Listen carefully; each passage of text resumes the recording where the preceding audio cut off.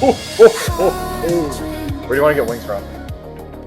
Fucking Buffalo Wing Factory. Anyway, All right. you want to get some? We can get some Chipotle. Brandon likes Chipotle. But I think that we did find out some interesting stuff when we went to the range. We shot the Glock 34. We shot the Glock 47. And we shot the Glock 19. And what else? What else we shoot? We don't have a 17. Why don't you get your 17 out? I don't have 17. Oh fuck! This is our stand-in. So my theory was that the Glock 47 was going to be the best out of all of them. It was going to have the best recoil impulse. It was going to be able to print the tightest groups. Nice, dude. That's a 281. But that was the theory, and I think we found that that was not the case. So my thinking on this was I thought the longer grip was going to be better. I thought the longer recoil spring was probably going to be better. So I thought the 17 or the 34 would be the best because they have the same grip size and the same recoil spring. Honestly, having shot the 19, the 17, the 47, and the 34 all next to each other, and I think I shot the 17 and the 19 the best, you know, I really don't think there's that much of a difference. All of them are firing the same bullet. All of them are distributing the same amount of energy into your hands, your shoulders, and all of them recoil really smoothly, as you'll see in the video.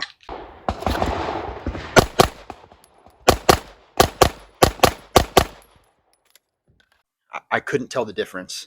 Other than the grip size on the 19, I really could not tell the difference. It was extremely disappointing. Nice. Best one of the day. 204. 204? The 17 was the first one, right? And they produced a gun, and it was pretty good, and they threw in a recoil spring that, you know, they thought would be fine. But it wasn't, like, tuned for anything. It wasn't tuned for recoil pattern or correct springing. It just happened to be okay. And since then, they've produced however many Glocks, tens of Glocks, I don't know. At least 3. My theory was eventually they would just randomly create the perfect Glock. I thought just naturally they would actually perfect it. And I think everybody kind of thought that it was the Glock 47. Everybody that watches Ben Stoker thought it was a Glock 47. And to you people, have some original thoughts, all right? I'm actually mainly talking to you. In summary, Glock did reach perfection, and then they discontinued all of their guns.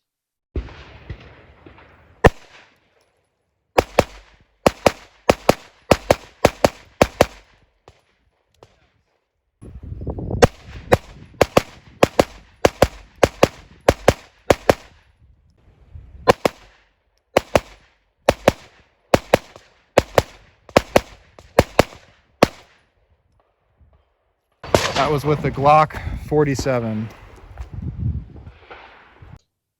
The next test that we did was the doubles drill, the Ben Stoker double drill, and that's mainly a test of your grip. And this was the first gun that we did it with, and I think it was pretty good. However, we saw next that the Glock 17 was a little bit better.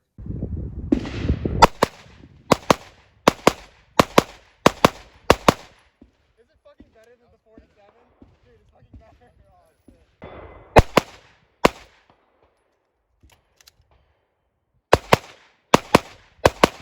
actually, substantially better. Oh my gosh, dude.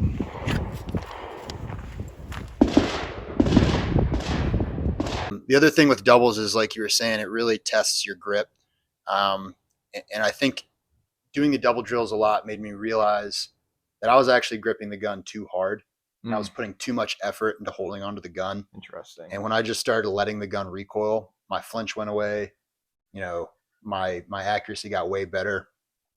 I'm not any longer trying to like prevent the gun from recoiling. That's what they say. They say let it do. Yeah. They say let the gun recoil, and as long as your grip is good, it'll return right to the same spot.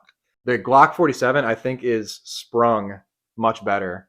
I think out of all the guns that Glock has produced, I think eventually they would find the right balance between barrel length and spring weight, or, you know, spring size, because this has a Glock 19 spring in it. And I think they hit the mark with the Glock 47. In my videos, I think you can see that, like, the gun almost doesn't recoil at all.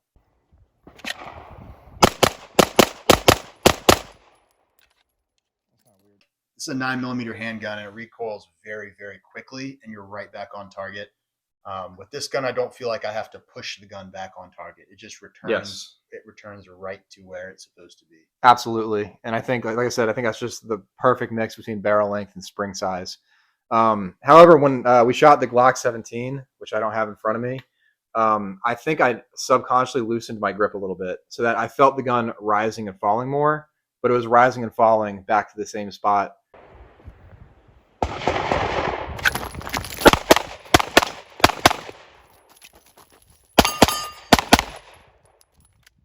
I think it's just the triggers that's the biggest difference. Like when I was going between them, at least I tried to shoot them all the exact same, and I was happy with the results. You know, with the doubles, honestly, they all felt very, very similar. The only discernible difference to me was the trigger. I think the third gun that we shot was the Glock 34, and this is a stock Glock 34. This is not my raced out version, and I think this gun, I understand it might have been good 20 years ago, but I think this is an example of the wrong combination of barrel length and spring weight. There's Ben Stoker talking again. I think the 34 is an excellent gun. It is. I'm just saying, like, for competition, it's not sprung perfectly. Yeah.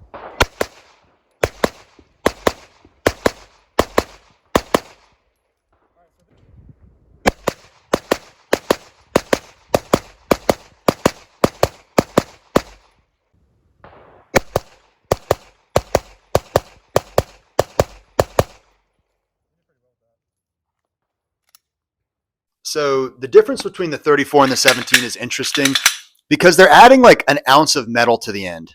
So to me, that only makes a difference if you're shooting with iron sights and you have that longer sight radius. Otherwise, so many people, they'll disagree. They'll say, oh, there's less reciprocating mass. It must be softer. Or they'll say there's more mass, and more mass actually makes it softer because there's more stuff to absorb that energy. I honestly can't tell a difference. Like when I shoot the two, the lion's share of that energy is going into the grip, into your hands, and into your shoulders. And the extra ounce of metal on the end of the gun is not really making any difference to me. The difference I do notice is between the recoil springs on the 19, the 47, the 45, and the 17 and the 34 recoil springs being longer. I feel like they do have a slower and softer recoil impulse, but that's not always good.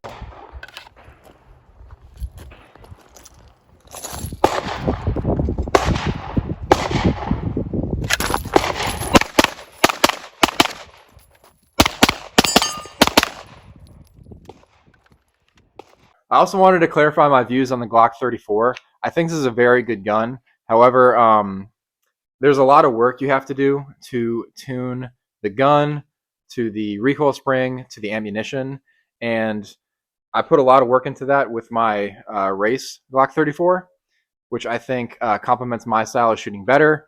It doesn't recoil very much. It returns to the same spot because I took the time to tune it. The stock Glock 34, there's something about it that doesn't work for me. Just the springing and the slide length, it doesn't return how I like it. So even though it may work for a lot of people, it just doesn't work for me.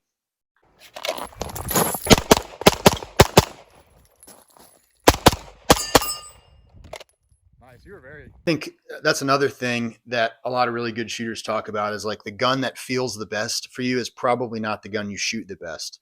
You have to look at, your targets and look at your times. Yeah. And then you'll see, oh, okay, maybe this gun it felt like I was fighting a little bit more, but I shot it better. I think that's the Glock grip angle too. It's less comfortable for people, but people shoot it really well. When I first started competing with the Glocks, I did get a little bit of tendonitis, but I think that's because people grip it wrong. I think what a lot of people do is they'll lock out, or mostly lock out their support hand and try to use their entire arm to force the gun down. If you're exerting force with your support hand, a lot of it at this angle, and using your elbows and your arms, you are going to get tendonitis.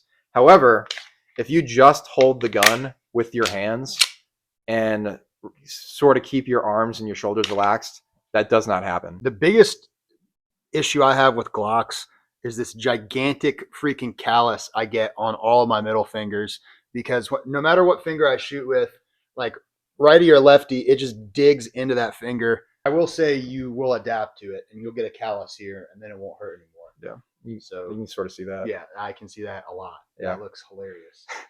But going back to the spring weight, I think the spring weight and how fast I wanted to shoot this gun, it just wasn't coming back down to the same spot by the time I was ready to pull the trigger. I think that's what happened there. Moving to the Glock 19, which is like the last one we did, I think this had similar results to the 17 in just that the slide reciprocates so fast, and it's just such an easy gun to control for the most part that it's, I don't know, there's nothing to it to just stack rounds on top of each other pretty quickly.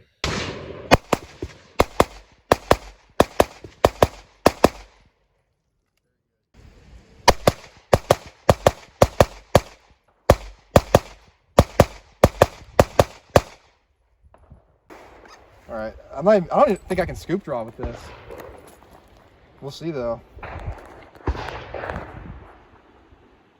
Oh, I can.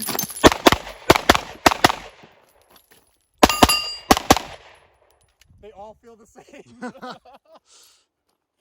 Dude, that like it literally feels the exact same as everything else. That's so kind of disappointing. All right, even though it looks completely It's different. kind of nice though, because like you can pick up pretty much anything and shoot it. Like I guess that's true. Like as long as like you have like a Gen 5 Glock, like you're fine. Yeah. And they just got rid of them. Wow. Okay. Plot twist: the Glock 19 is probably the one to get.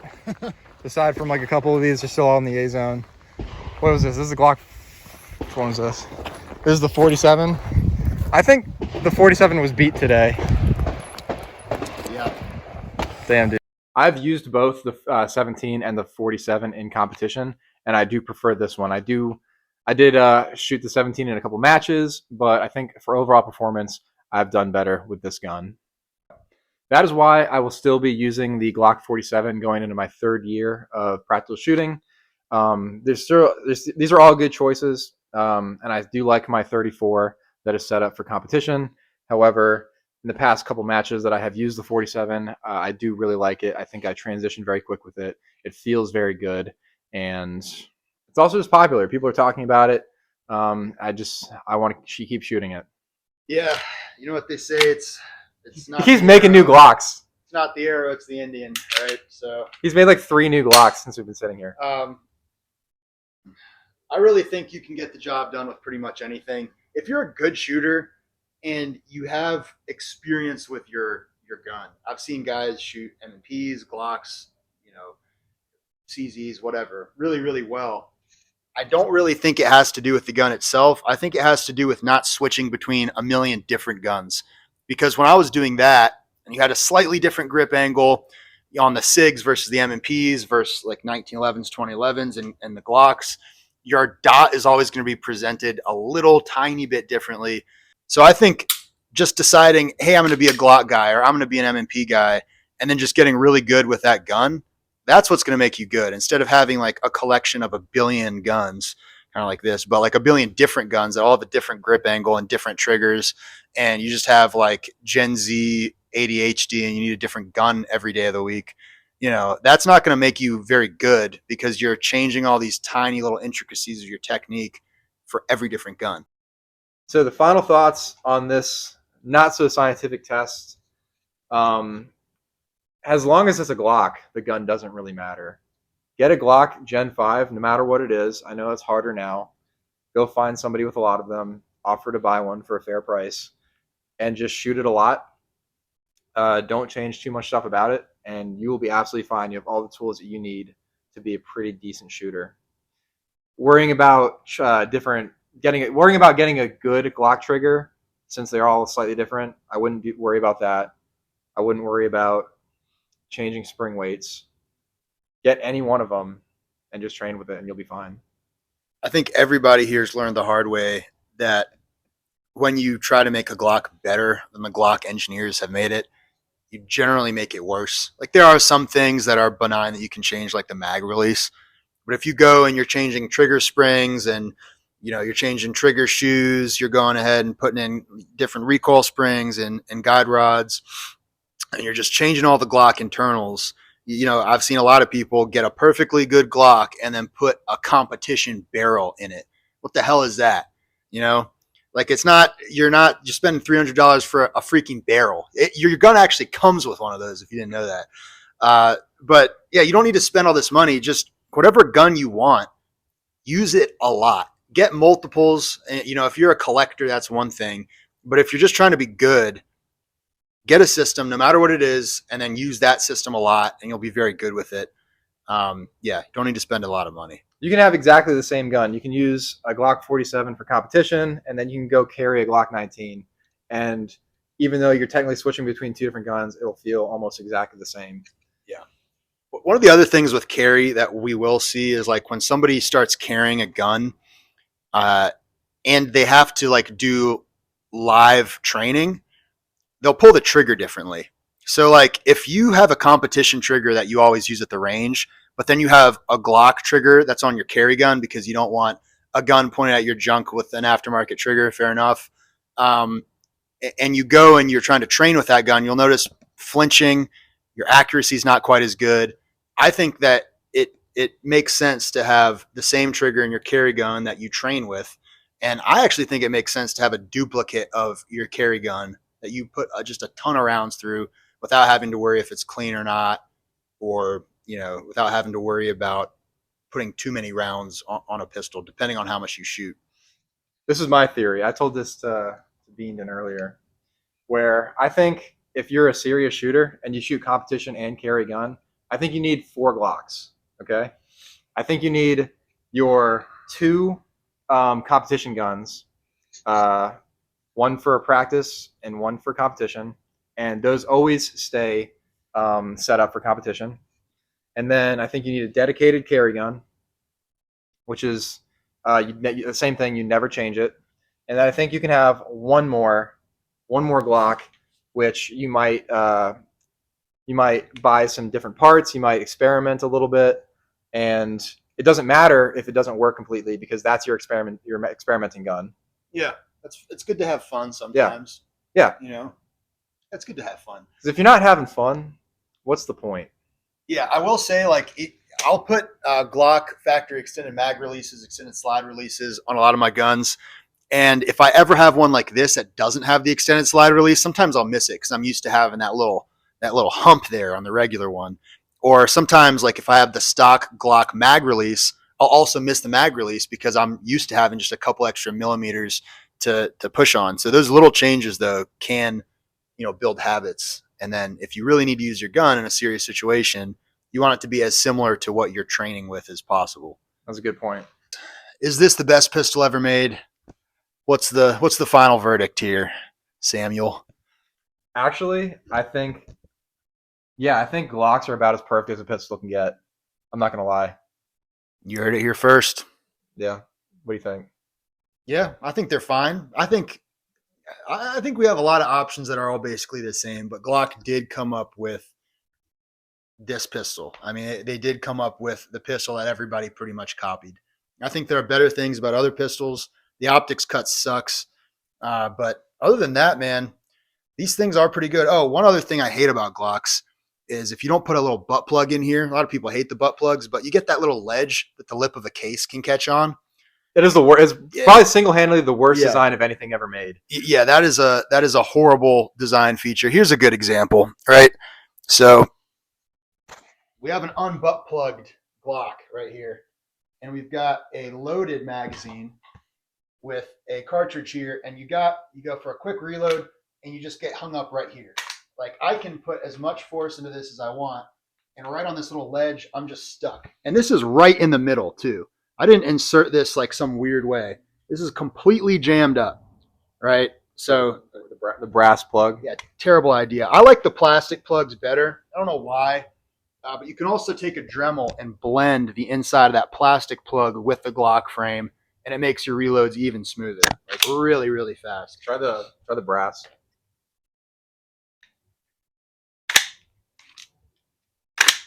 It works. It's like impossible to get the magazine hung up if you do it correctly on the brass plug. Too bad it's like $60. Oh well. The only good thing CH Precision has ever made, these Glock butt plugs. I guess we're not getting sponsored by them either. All right, cut.